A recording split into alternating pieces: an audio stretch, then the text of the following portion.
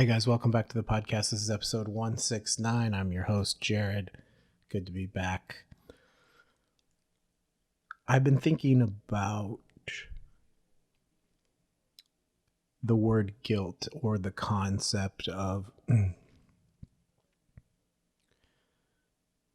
missing the mark, guilt unchecked and unconfronted. I don't know if that's a word, but lingering guilt for real things that we feel.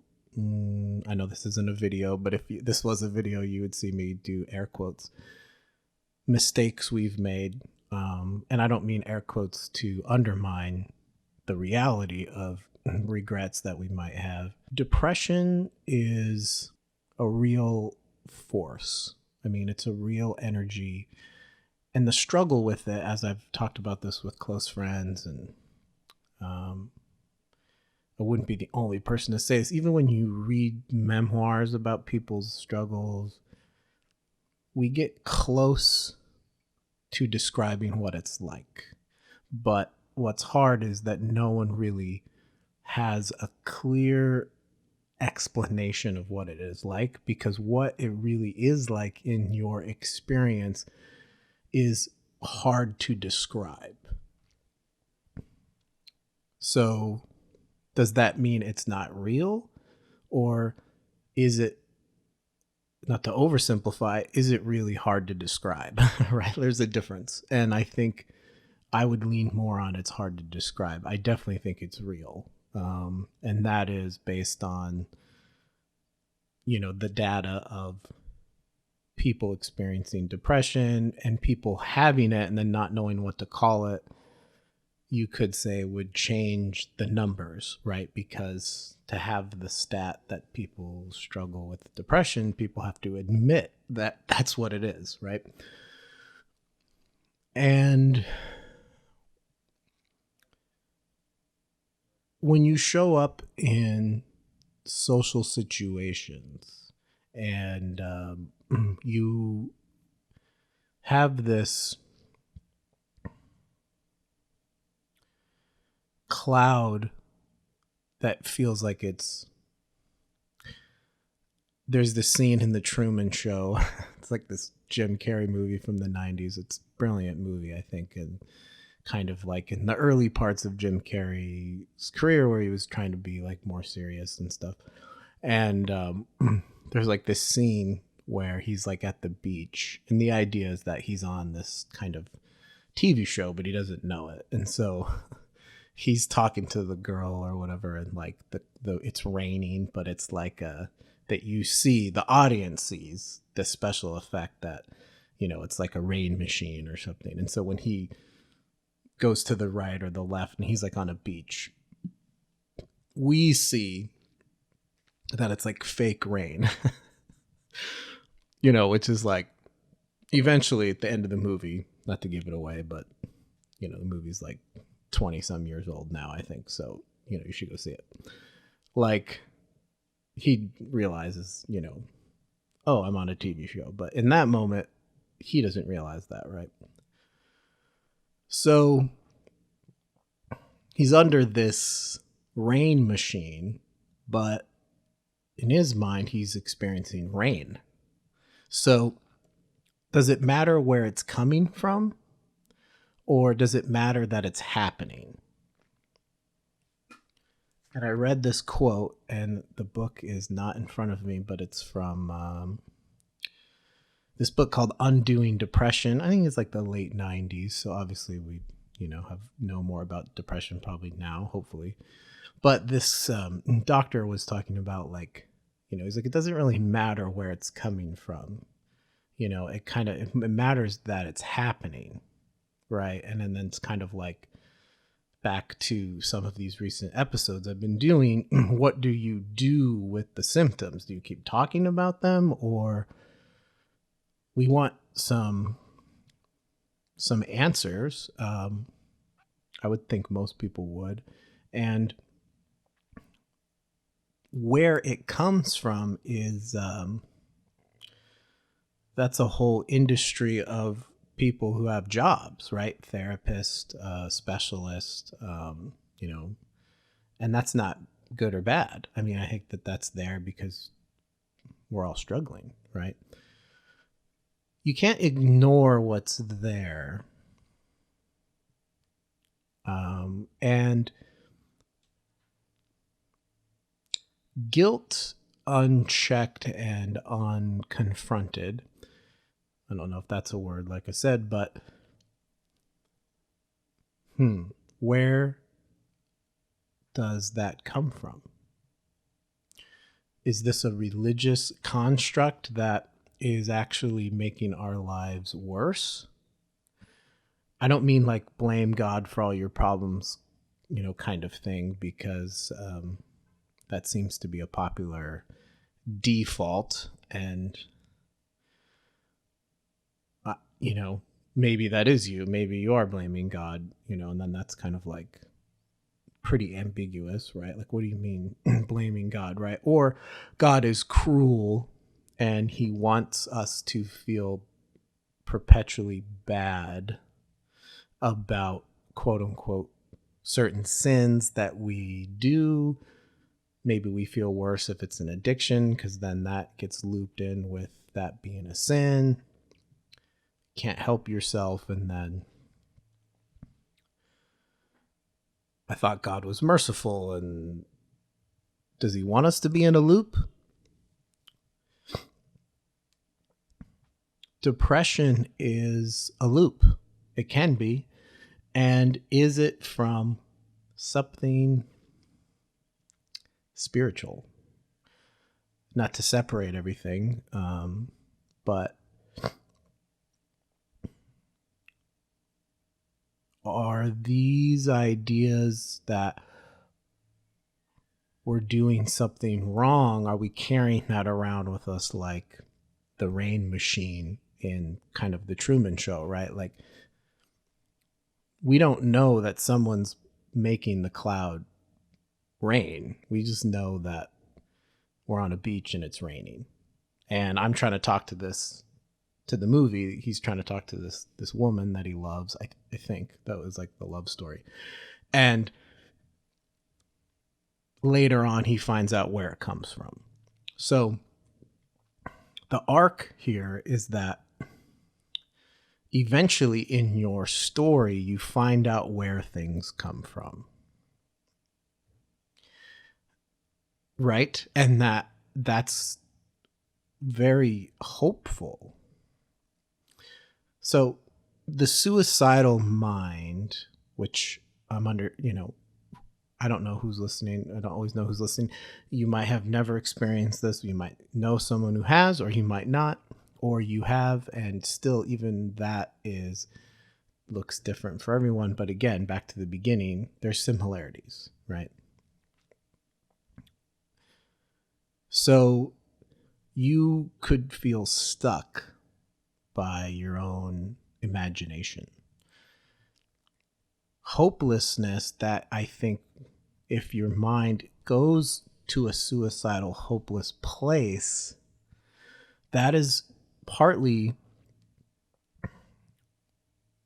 the despair that you feel from that thought. You feel like you can't get the thought out of your mind.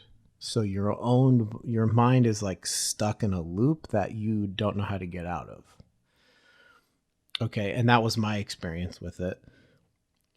The other part of it is that, and that I don't want to overuse the word obviously, because I don't think it's obvious is probably not the right word, but if that goes on for a month, right, you would understand that pretty quickly if someone was to, say that to you, like, hey, have you been having this thought all day, every day for 30 days? You would say, heck yeah, man. You might not say it like that, like you're excited, but you might find some relief if someone said that, like, oh, wow, do you go through that too?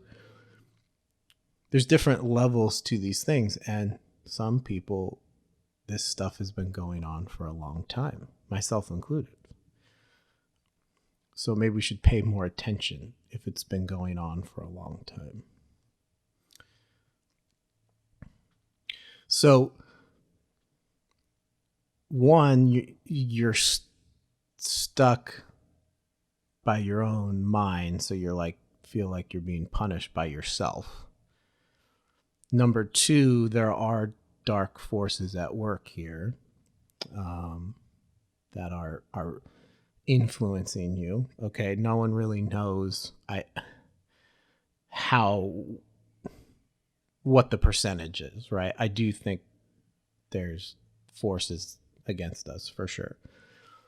Trying to figure out, which is which, like, is this my body or is this like something spiritual? That's a hard thing to figure out, especially when you're in it. Okay. So I don't know how much relief you can get from getting a percentage. And then over time, if you feel this despair, there's no solution to the thing that you're obsessing about or thinking about that you feel stuck in this loop about. So what do? Well, you find a way to stay alive, because you've tasted, there's a scripture that says, taste and see that the Lord is good. And the idea here is experience,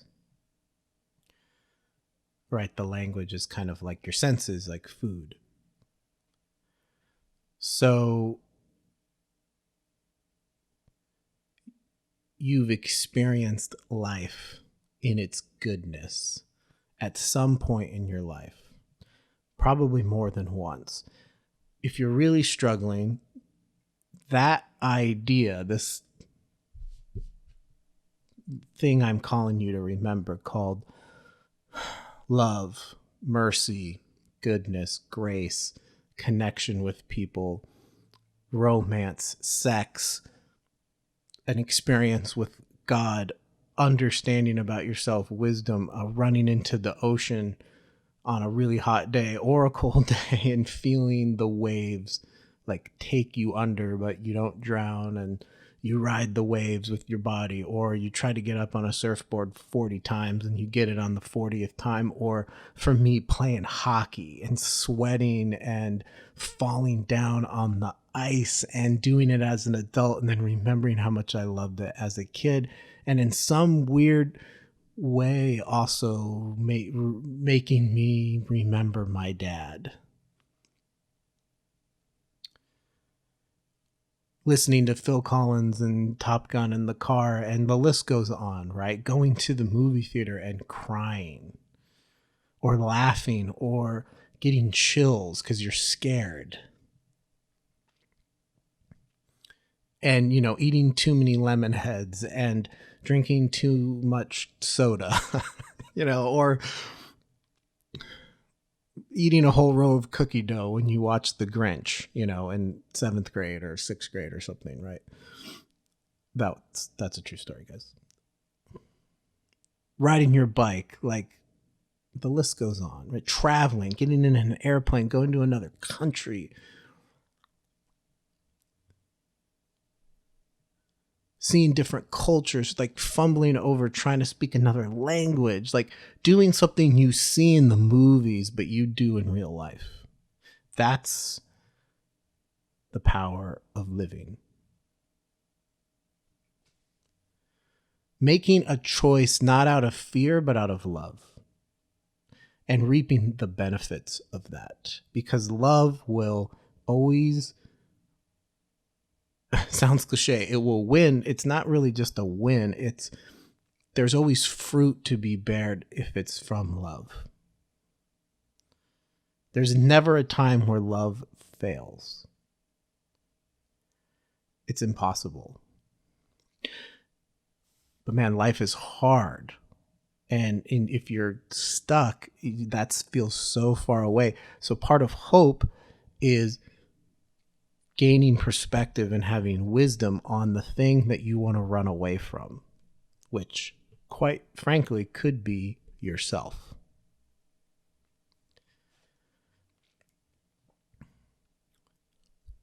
So I started out by talking about guilt more as a segue to say whatever's causing the depression unchecked does add to the depression and makes it harder to get out of. And maybe it is guilt, and maybe it is regret. And when you show up around other people,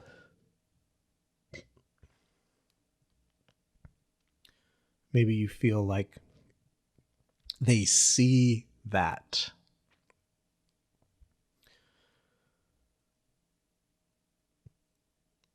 Walk in the light. Walk in the light, right? Like the light is where integrity is, and the light is where honesty is, and the light is where those good experiences are. No matter what I am or will be, it will be worked out around other people. So,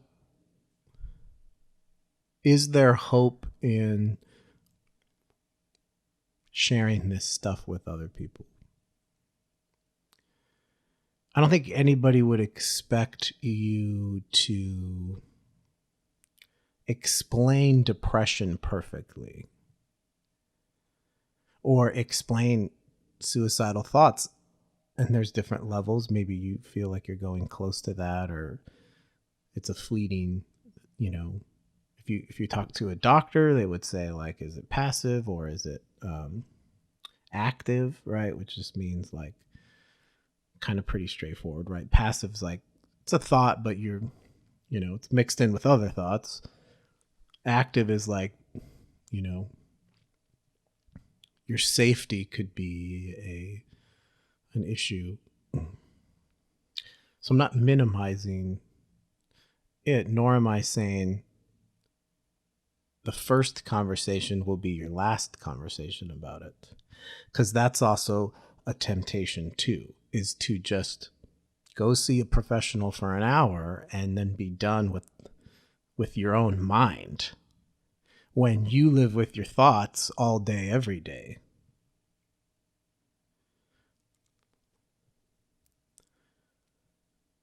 Sometimes I make a big deal, and I know that this could come across cynical because I've had this conversation with close friends and with Sam a lot and other people, and I'm like, man, I have a hard time with church because I just think it's like, going on Sundays, right? And I went today. I went and visited Stephen's church in Fausto, so shout out to them. I love them, and it was great. But I have a hard time like going to the church I call my own church, right? Because I'm just kind of like, this is like an hour and a half of my week, right? So it doesn't matter how I show up for an hour and a half. I guess it matters in the sense that the people I see there, I can choose to connect with or not connect with, right? But there's like a performance thing in me that's kind of like, oh, well, I gotta go and I gotta make sure I look like I'm paying attention, and it's like, well, I'm not really paying very much attention, because if I was, I would show up more and pay more attention. And it's like, ooh, is that where I'm at? Okay, got it. What about Monday, Tuesday, Wednesday, Thursday, Friday, Saturday, 24 hours times 5? There's 168 hours in a week. Church is like an hour and a half. Okay, so that's about 166.5 hours, something like that, right? Well, God doesn't care about how I sleep. Okay, well, that's BS. I think he does. So work on that. I'm dependent on medication to help me sleep, so that's a whole nother conversation. Wait, what about the whole week?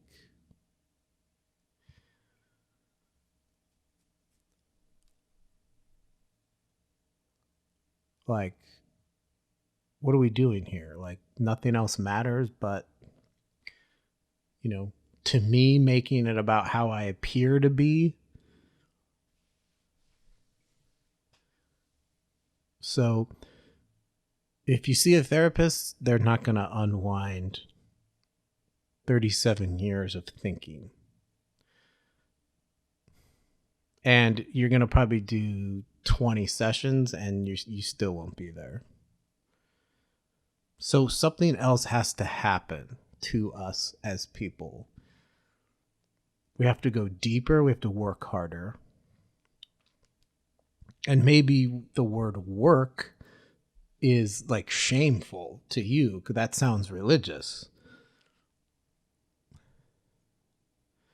But all of us are working a lot to live the way we want to live. And I probably will continue to talk more about addiction and stuff too as this goes on as well. I haven't been on that recently, but we do a lot. I do a lot to, to quote scripture, spend on that which doesn't satisfy. So should I keep going to church on Sunday mornings or not?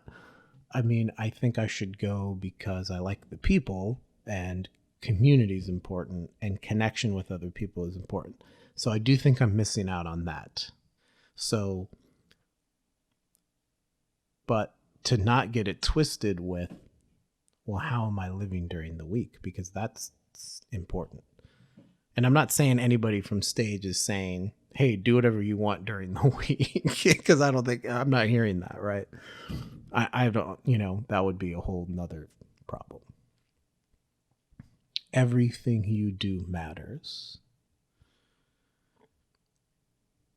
And sometimes when there's deep sadness and depression, it's all consuming. And that's hard. That makes it hard. But maybe you were meant to be an all-consumed kind of person. Because there's no other way.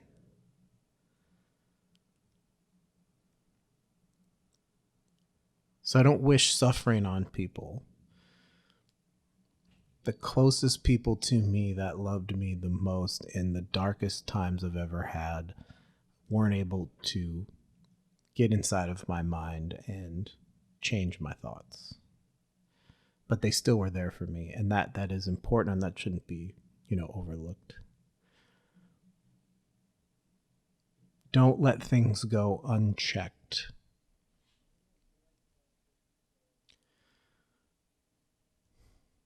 You need people, you need community. And I'm fresh off of book club because this is a Sunday, and usually I'm doing my Lyft DoorDash job on Sundays.